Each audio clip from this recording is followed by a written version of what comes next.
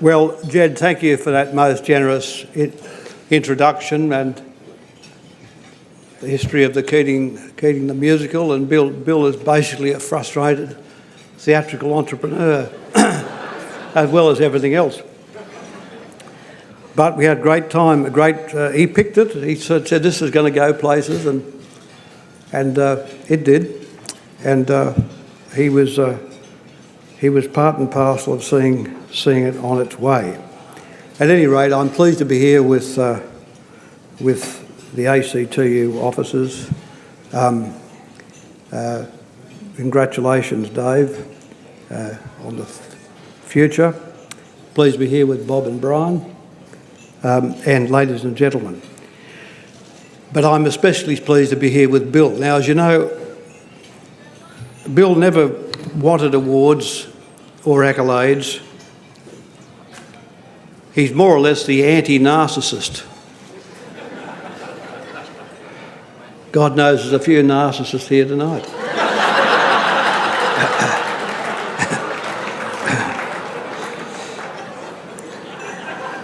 But in the most humble but effective way, the fact is he devoted his whole active working life to working people. He was, in the whole thing, simply for the public good of it, for his genuine and conscientious service to employees, to workers, unionists and non-unionists. And of course, many of you may know that Bill had the qualifications to hit the really high spots on the other side of the fence in corporate Australia. He won the university medal. He was, I think it was at Monash, wasn't it, Bill? The same year that David Morgan was there. It was always a raw point with Morgan that Bill pipped him for the medal. But David became the Deputy Secretary and, of course, CEO at Westpac.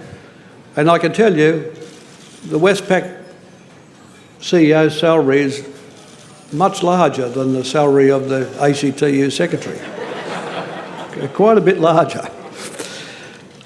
But the fact is, Bill is an exceptionally talented person. But he's more than that. He also believes in things, in justice and equity for a start.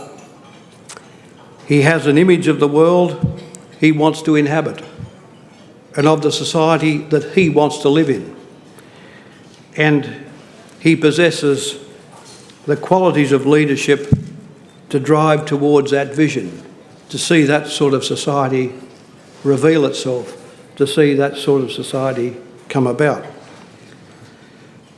Bill has that one quality that all effective leaders must have, and that is he is persuasive. A fair mind arrives at a considered balance in an argument or a proposition or an issue. He then makes up his mind and then presses his point to a conclusion. He was devastating in discussion. Whether in small groups or large groups, he knows how to round up the intellectual bits into a coherent story, into a compelling whole. And to watch someone like him do this over and over again, as I had the privilege of doing for so many years, just shows you what a conscientious conviction person is like when they're at their best. The trade union movement produced many impressive leaders in the post-war years, but I think none greater than Bill Keating.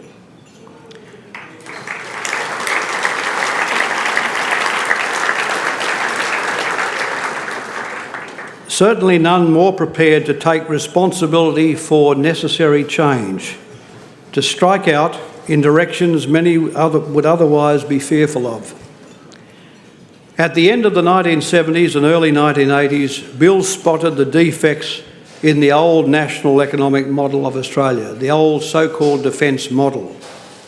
The terms of trade back at post-depression levels, endemic stagflation, low growth and high inflation, the mindless pursuit of nominal rather than real increases in wages, with two wage explosions, one in 1974-5 and the other in 1979-80, a dislocation of the profit share and with it languishing private investment, and of course with that employment, abysmal levels of productivity and falling competitiveness, no within-sector wage flexibility, only aggregate flexibility through national wage cases, a seriously outdated award structure reflecting the complexities of a declining craft age, sclerotic financial markets, a tariff structure which placed an enormous burden on working people, asking them to pay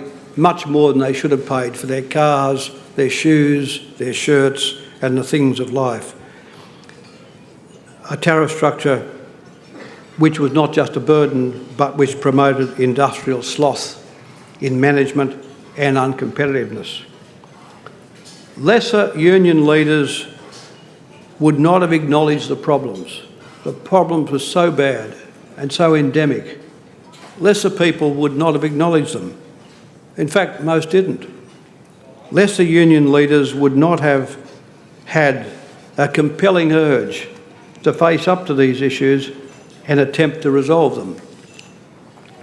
But Bill Kelty's fidelity to his base, to the ACTU constituency, his conscientious interest in the real circumstances of working Australians compelled him to do it. And this is what marks Bill out as, I think, the standout figure of his period, of his age. As it turned out, with the election of the new Labor government in 1983, there was a nascent structure to deal with some of these issues, to at least discuss them, if not resolve them, and that, of course, was the Accord. But the Accord was a skeleton without muscles or a beating heart. That flesh and those organs had to be developed.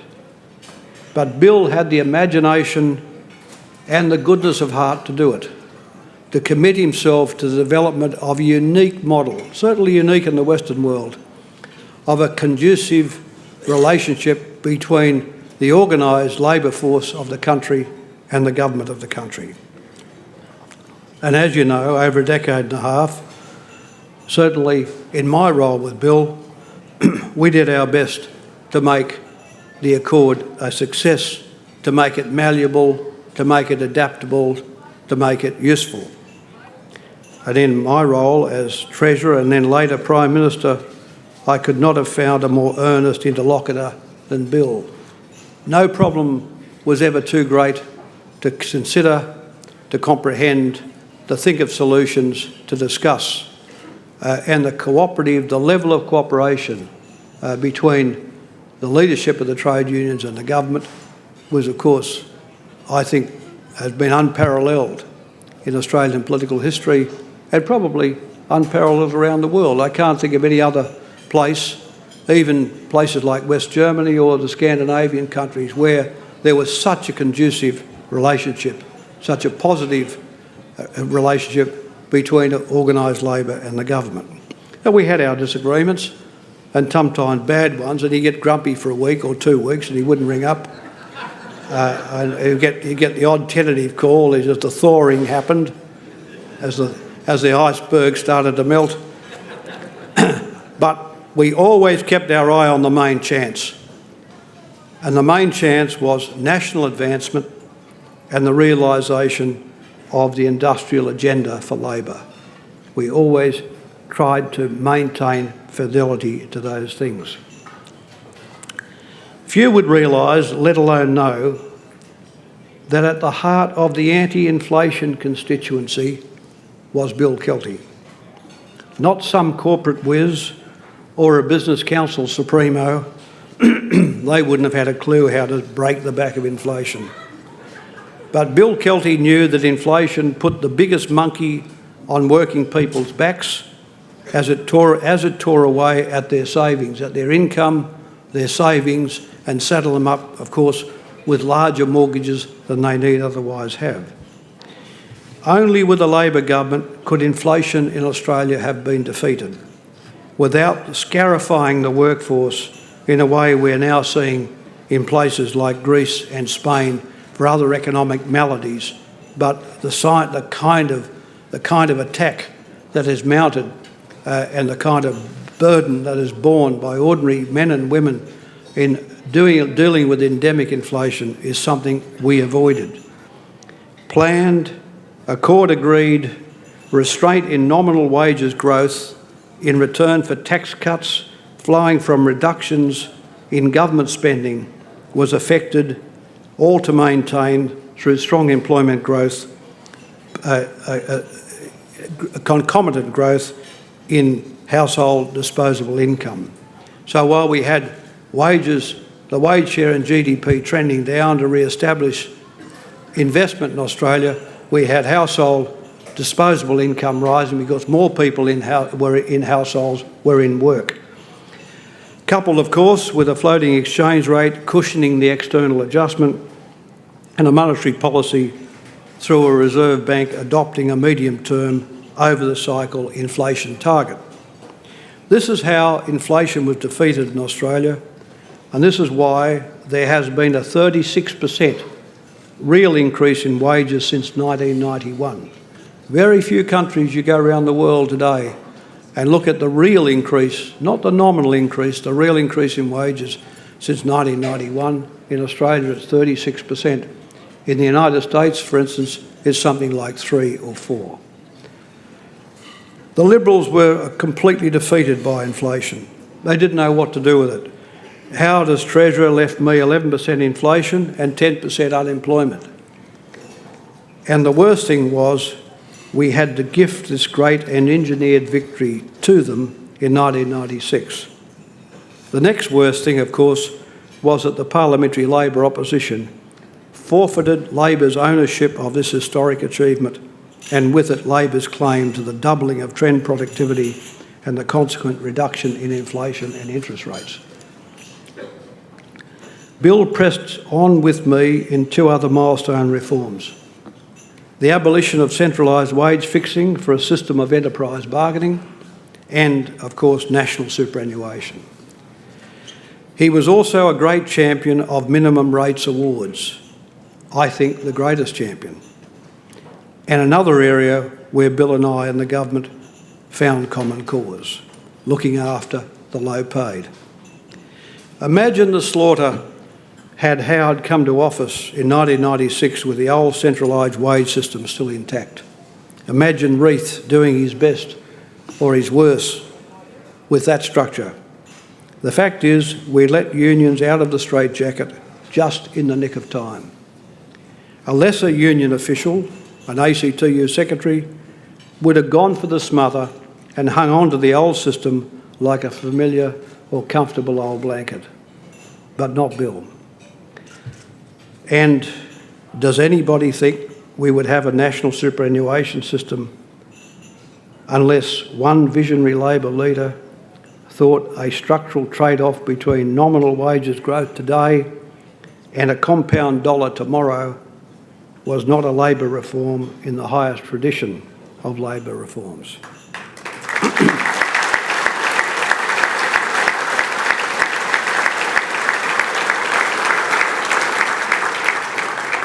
The workforce has Bill Kelty to thank for that leadership. Now, Bill is self-effacing. To be honest with you, he hates all this. I mean, he'll be in good cheer tonight, and you go up to him,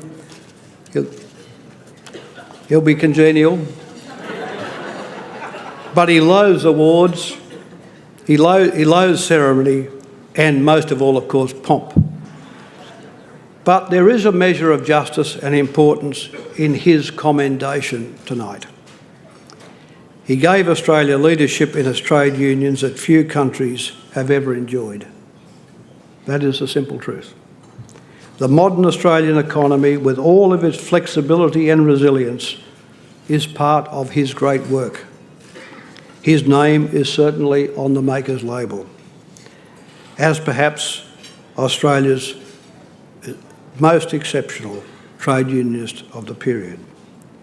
I'm pleased to be here tonight on this important occasion, years after Bill has actually left the ACTU, But it's because he resists such occasions that it's been so hard to have him along and to get him here. But it's important, all of you people who know what the struggle and the fight is about, to be here and to commend him on his historic work. Thank you, Bill. It's a pleasure being associated with you.